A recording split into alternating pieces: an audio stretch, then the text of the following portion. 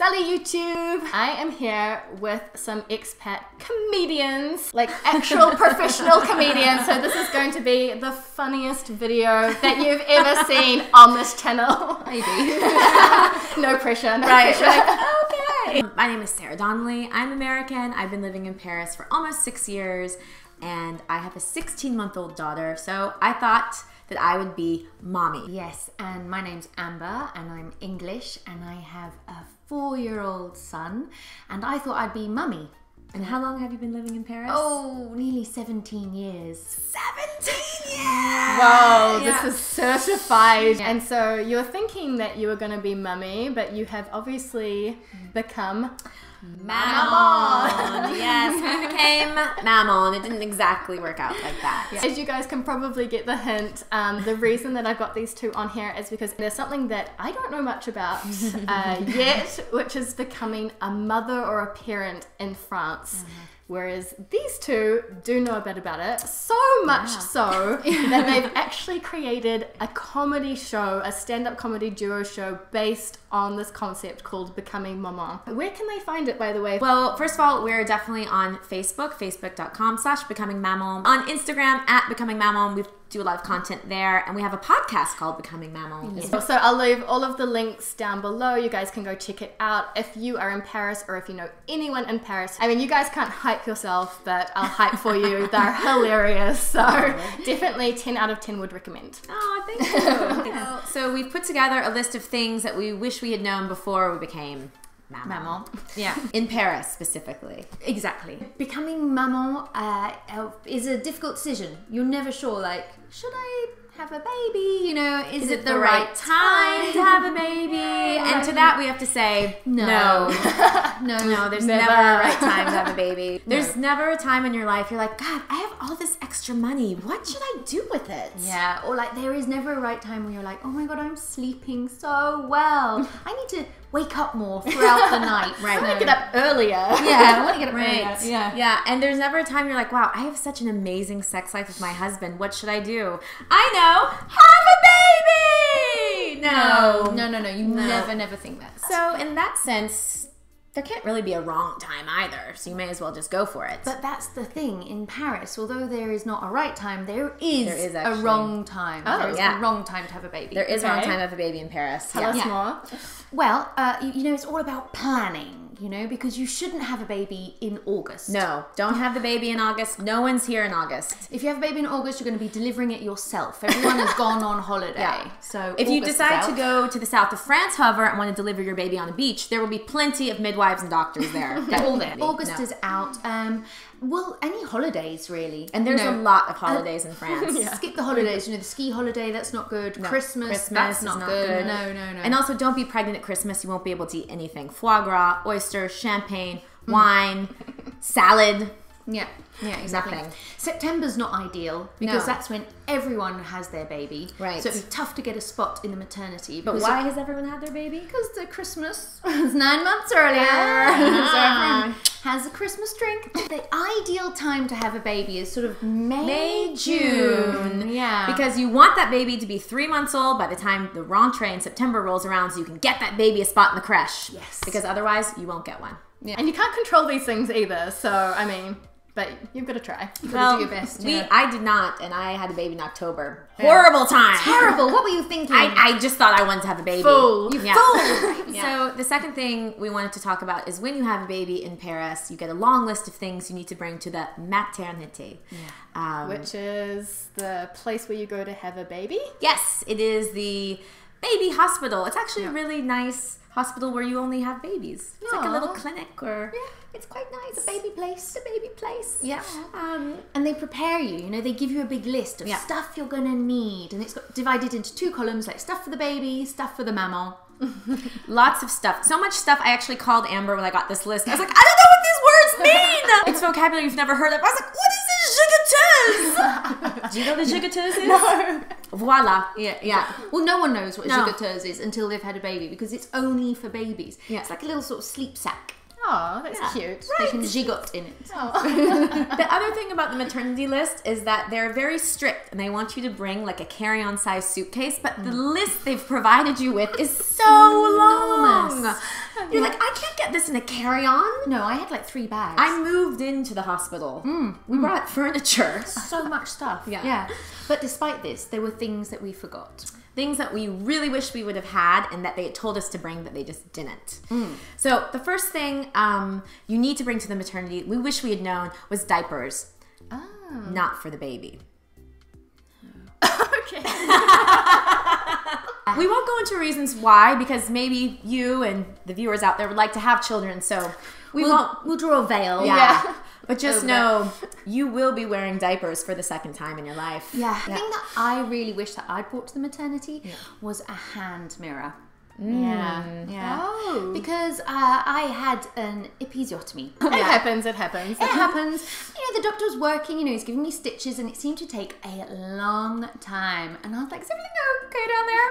And he was like, yeah, it's fine, madame. Just relax. And I was like, it's taking quite a while. And then I wanted to see his handiwork. Like, I wanted to check that out, you know. It'd been a kind of devastating event going on and I wanted to see if everything was okay. Yeah, it's a pretty precious area. You want to make sure that it's all good. Well, in the end, I had to ask the midwife to like bring one along. I felt like I was in the hairdresser, and she's like, "I was like, can you anti-electrocast?"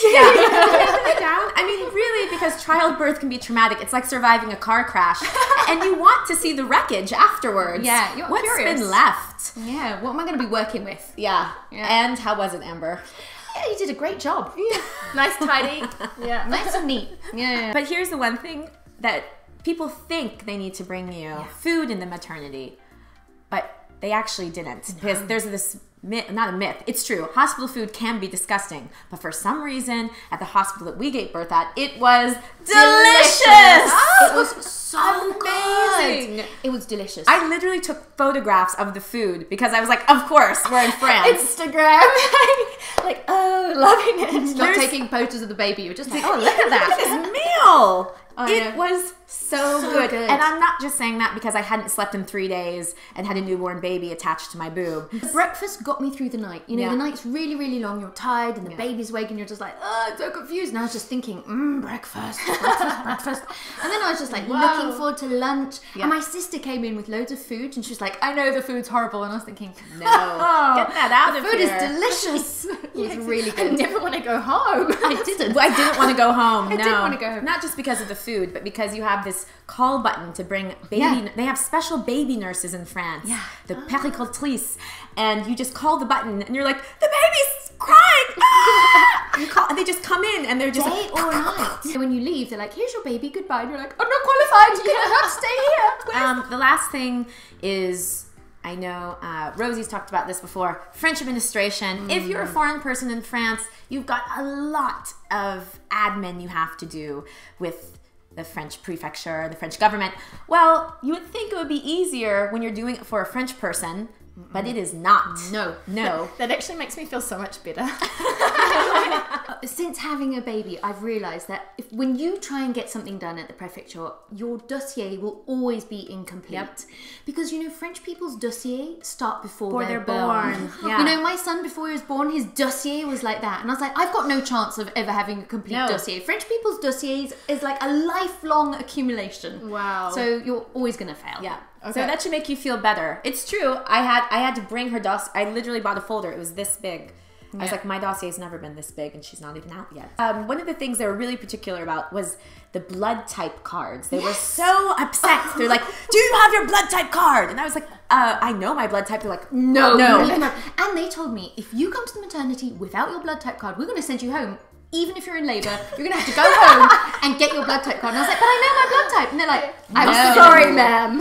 Yes, incomplete. And they're just like, the baby's got... Well, unless we know your blood type. They were very obsessed with that particular piece of paper before the baby was born. When you have a baby, you have up to 3 days to declare the birth. So you don't actually...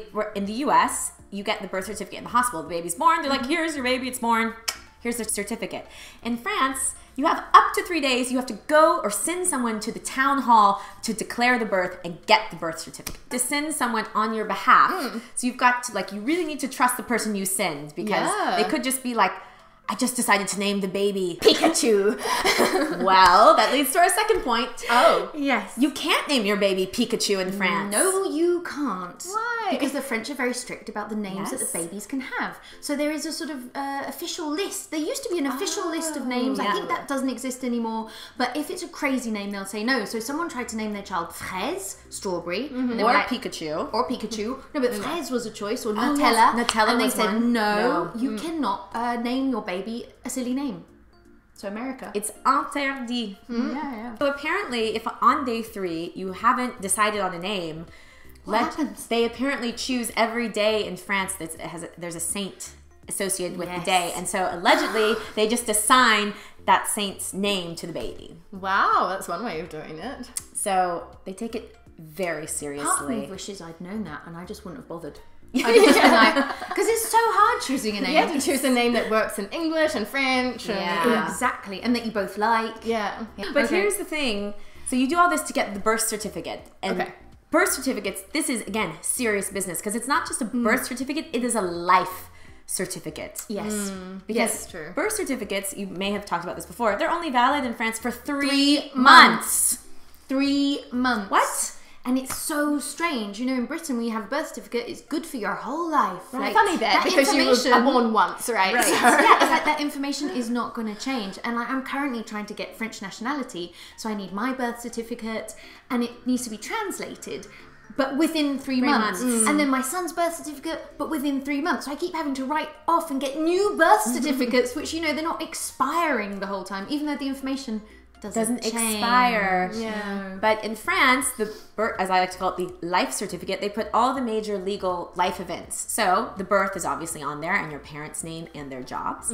But then if you get paxed, it goes on there. If you get married, if you get divorced, if you have kids. Ooh. So all these things, so that's why they have to update it here. So it does kind of make sense when you understand that. I feel a bit sorry for them actually having all of your life history on one page. Like, imagine in the smaller towns, like, someone comes in for his 4th divorce and they're like, hello again. Like, you know, like, oh, should we edit? Oh, we're running out of space. Yeah, exactly. a miserable life CV. Yeah, Just like, Overall, I think it's been a wonderful experience having a baby in Paris, or plutôt un bébé in Paris. Yes. Because, you know, if we didn't make it clear earlier, both of our partners are French. And so we're raising our kids in this bilingual, bicultural experience, which is really cool, especially because, you know, our kids speak great French. My daughter only says 2 words. Her French is better than mine. It's true. It's amazing. Like, having kids in France, so nice. And I mean, just amazing to hear my son speak such perfect French. Yeah. His accent's so good. I mean, I'm impressed the whole time. And I hear him talking, I'm like, wow.